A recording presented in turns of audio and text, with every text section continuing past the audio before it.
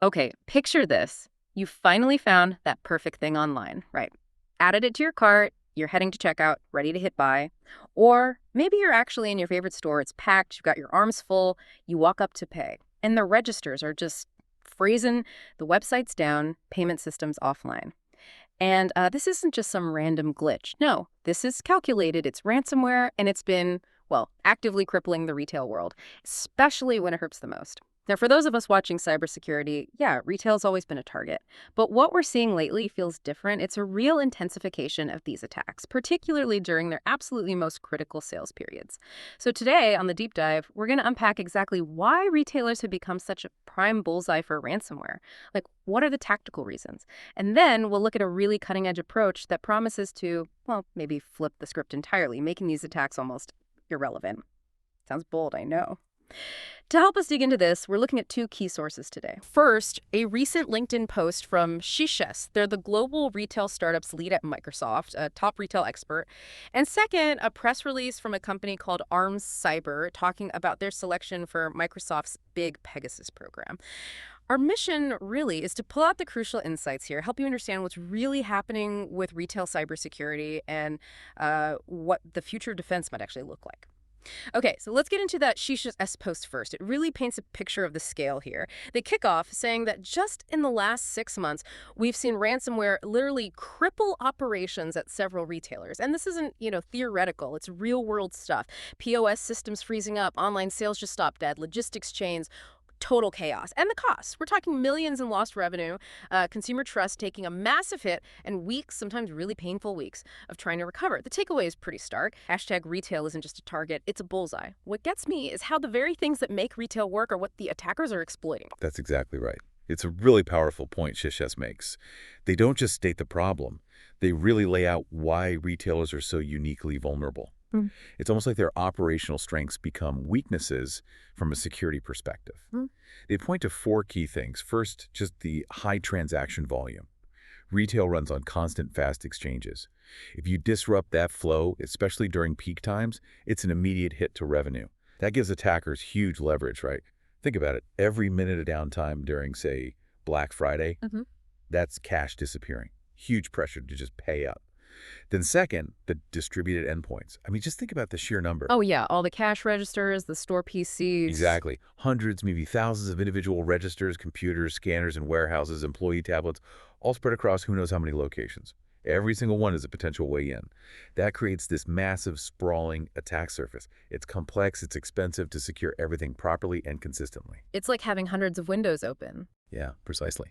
And many might not have the latest locks, or anyone watching them 204/7. Which brings us to the third point. Legacy systems. Many retailers, even the big innovative ones, still rely on older back-end tech, sometimes decades old.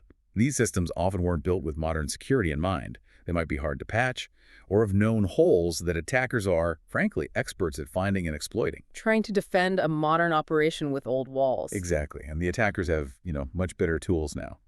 And finally, number four, the customer data gold mines. Retailers hold so much personal and financial info, names, addresses, credit cards, buying habits. This makes them targets not just for shutting things down, but for stealing data too. Data exfiltration, then extortion. So they can hold the operations hostage and threaten to leak customer data. It's a double whammy, yeah. Paralyze the business and threaten the customer's information. Huge pressure from all sides. Wow. It really highlights that constant back and forth, doesn't it? We build a better defense, they find a new way through, and Shish S really zeroes in on the timing aspect, especially the holiday shopping season. They mention the Cyber 5, Thanksgiving through Cyber Monday and obviously Black Friday, plus that whole critical Q4 revenue push. This is when retailers run hottest, like they say, when they make a massive chunk of their yearly income. So why then? Why hit them when they're running hottest like that? What's the strategic thinking for the attackers there? That's a really good question, and it gets right to the strategic thinking of these ransomware groups. Right. They absolutely understand timing. They know an attack during that peak season has a massively amplified effect. It causes these devastating cascading problems that go way beyond just a few hours of the website being down. Shish S lists out some specific consequences, and they really hit hard because they strike at the core of the retail business. First, obviously, missed revenue targets. That hits the bottom line directly, and it can be almost impossible to make up that lost ground later. Especially for smaller players, I imagine. Oh, absolutely. Imagine a small shop on Black Friday. Their till system is frozen, can't make a single sale for hours. The impact on staff, customers waiting, online reputation. It's immediate, it's brutal. Then you have broken customer journeys. That creates huge frustration. If I'm trying to buy something and I can't, or my account is messed up, I'm not just annoyed, I might just give up on that brand. And go somewhere else. Exactly, which leads to damaged brand equity. It takes years, sometimes decades, to build up trust in a brand. A single, very public security failure during a key sales time. That trust can evaporate almost overnight. It makes the brand look unstable, like they can't protect you. And maybe the worst part, lost loyalty that won't return in January. Customers who have a bad experience, especially during the holidays when stress is high, they'll find alternatives. And getting them back, really tough. So it's way beyond just the immediate financial loss. Oh, definitely. It's a long-term hit to their most valuable assets, their customers and their reputation. It really drives home why a strong cybersecurity needs to be an absolute business imperative, not just an IT thing, but core strategy. Affects the whole company. That's a pretty sobering assessment from Shisas, and it leads to their point that our usual ways of dealing with this detection response might not be enough anymore. They say, quite boldly, if your hashtag cybersecurity strategy still relies on detection and response, it's time to rethink the playbook. Now, thinking about a CISO, someone in charge of security who's seen it all, what are the first questions, or maybe the skepticism they'd have about a claim like that? And how does this new approach, the one highlighted by this company Arms Cyber in both our sources, address those concerns? Their pitch is incredibly bold, right? While others chase ransomware after it strikes, Arms Cyber makes your infrastructure invisible, immune, and instantly recoverable. No ransom, no downtime, no drama. That's a lot. Yeah, you've nailed the key challenge and the philosophical shift being proposed here. A CISO would, quite rightly, hear invisible, immune, instantly recoverable, and think, okay, hold on, that sounds almost too good to be true, especially today. Their skepticism would likely focus on the practical side. How does this actually work? Does it mesh with our existing security stack? Does it create new problems or complexities? Is it genuinely different or just new marketing? Because the traditional model, detection and response, while you absolutely still need it, it is fundamentally reactive. You're already playing defense. Exactly. You're often trying to minimize the damage after the bad guys are already inside, rather than stopping them from getting in or doing anything in the first place. And that's where Arms Cyber seems to be positioning itself. Their press release gets into their core tech. They call themselves a pioneer of the first automated moving target defense, AMTD, anti-ransomware solution. Now, that phrasing, automated moving target defense, suggests it's not just a minor tweak. It's a different way of thinking about defense itself. And there is selection for Microsoft's Pegasus program, which is invitation only. That's significant. Right, Microsoft doesn't just hand those out. No. That program is specifically for accelerating startups they see as having really high potential, connecting them with Microsoft's own tech, resources, and importantly, their huge enterprise customer base. Bob Cruz, the CEO of Arms Cyber, calls it a significant milestone and says it helps them bring their cutting-edge ransomware defense solutions to a much broader audience.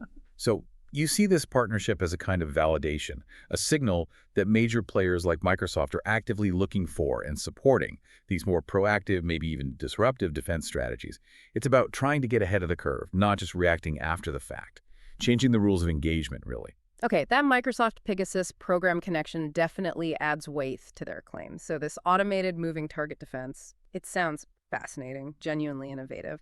Can you break down a bit more how it actually works? How does it deliver on that really ambitious promise of making infrastructure invisible, immune, and instantly recoverable? Like, what's going on under the hood that makes it different from the usual security tools we rely on? Sure. The Arms Cyber press release gives us some good clues about the mechanics. Their patented AMTD platform isn't just another layer on top of existing tools. It aims to fundamentally transform them. Think about endpoint detection and response, EDR. It's great at spotting threats on individual machines, but usually after something malicious has already landed there. So it's still reactive, in a sense? Right. Still vital, but reactive. Arms Cyber is pushing for a proactive, moving target approach. So instead of building a static wall or just watching the doors, AMTD creates what they call a dynamic and unpredictable environment. Oh, imagine it less like a fortress wall and more like a constantly shifting, moving maze. The idea is to literally confuse and disrupt attacks, even really sophisticated ransomware. It sounds like it's continuously changing things like memory locations, system configurations, maybe even network paths that an attacker needs to map out to proceed. So the attacker can't get their bearings. That seems to be the goal. If ransomware does manage to get a foothold somewhere, it supposedly can't figure out where the critical assets are, it can't establish persistence easily, and it struggles to spread because the environment it's in keeps changing underneath it. Like trying to navigate a house where the rooms keep moving. Yeah, or hitting a target that's not just moving but also changing shape and direction constantly. Hmm. That's the concept. And it's apparently not just one single trick. They describe it as a multi-layered defense-in-depth strategy that fights ransomware at every stage of an attack. So an attacker might get past the first line, but then they're lost because the internal landscape is constantly shifting and disorienting them. Specifically, Armed Cyber mentions combining three key things. First, preemptive prevention, stopping known stuff before it even gets going, maybe by making the target systems hard to find in the first place. Second, dynamic deceptive tripwires for detection. These aren't just static alarms. They sound like strategically placed, shifting virtual traps. Designed to be unavoidable. That seems to be the idea. Make them impossible for attackers to map out and avoid, forcing them to trigger an alert and reveal themselves early. It messes up their reconnaissance. And third, this sounds really interesting, stealth archival for resilient data backup. Now, everyone does backups, but they describe this differently. It involves, apparently, continuous real-time data replication, but to an environment that is itself dynamically hidden and isolated. So the ransomware can't even find the backups to encrypt them. That's the claim, making it virtually impossible for even ransomware that gets deep inside to locate, compromise, or lock up the backup data. So if the worst happens and an attack somehow navigates the maze, your critical data is supposedly already safe in this invisible, isolated twin environment, ready for near-instant recovery.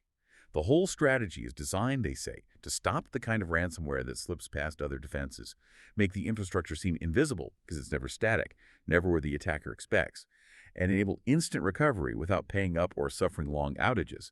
It's about building in resilience at a fundamental level, trying to neutralize the attack before it can do real harm, essentially making ransomware irrelevant, a toothless tiger, as they say. Wow. What a fascinating deep dive this has been. We've really seen how ransomware attackers have laser focused on retailers, turning their busiest, most profitable times into periods of peak risk. The sheer volume of sales, all those distributed systems, registers, scanners, warehouse tech spread everywhere, plus that massive amount of customer data, it all adds up to make them extremely vulnerable. But importantly, we've also seen a potentially new direction emerging. Companies like Armed Cyber moving past just detecting threats to actively disrupting them. Using these really innovative strategies like automated moving target defense, it really does feel like a potential shift in how we have to think about cybersecurity. Absolutely. And I think for you, the listener, the really key takeaway here is that fundamental shift in thinking. Cybersecurity today, especially in retail, isn't just about protecting data anymore, not solely anyway. It's become absolutely critical for ensuring brand continuity, operational resilience, and customer trust preservation.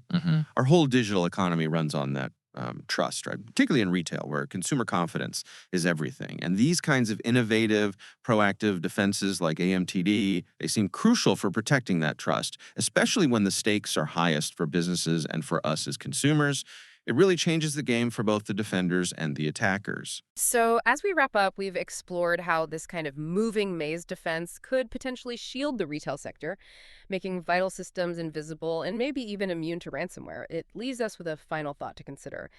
Thinking beyond retail, what other critical sectors, maybe beyond the obvious ones like finance or healthcare, could be fundamentally reshaped by adopting an automated moving target defense strategy?